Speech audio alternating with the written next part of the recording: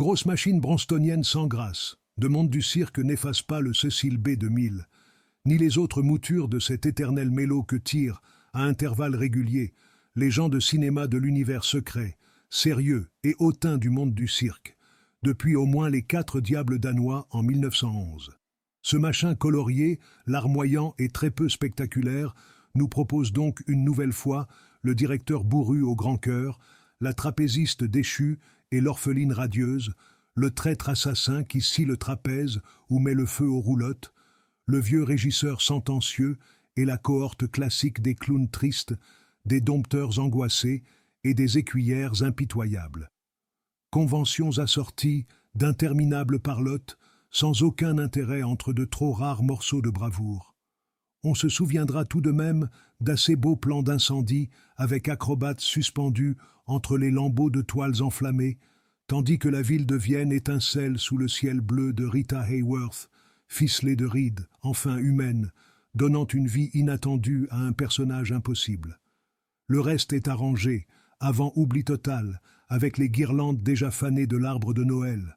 On croit toujours qu'elles resserviront, mais il est si facile d'en fabriquer et d'en acheter d'autres qu'on les jette même sans ouvrir la boîte. Pierre Billard, Revue Cinéma, février 1965.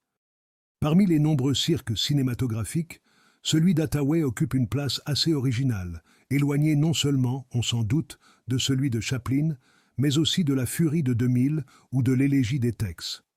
Non qu'il s'agisse là d'un de ces Hathaway inspirés qu'un brin de folie achemine vers le cinéma d'auteur plus ou moins conscient.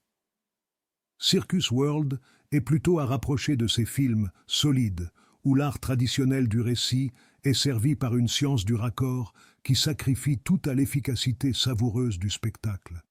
La réflexion sur le spectacle et sur son aventure conditionne d'ailleurs la structure du scénario, signé tout à la fois par Philippe Jordan et Nicolas Ray, et, pour les dialogues, par Ben Hecht.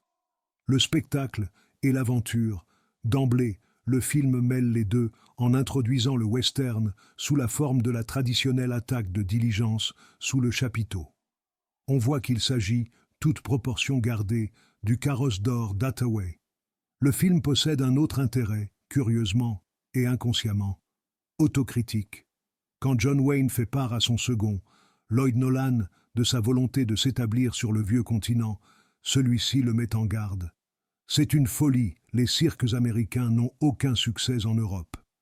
Le cirque Bronston, abandonné par ses commanditaires, en a fait l'expérience que l'on sait.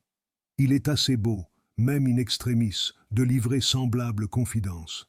Signalons enfin, décidément c'est un film à voir, dans cette histoire où la moitié des personnages s'appelle Alfredo, la présence d'un plumitif véreux et grassouillet qui est le parfait sosie d'Hitchcock. Wayne s'en débarrasse par un chèque. Quant aux fanatiques de l'identification des acteurs secondaires, ils pourront reconnaître, avec un peu d'attention, 125 des chevaux qui figuraient déjà dans la chute de l'Empire romain. Jean-André Fieschi, Les Cahiers du cinéma, mars 1965.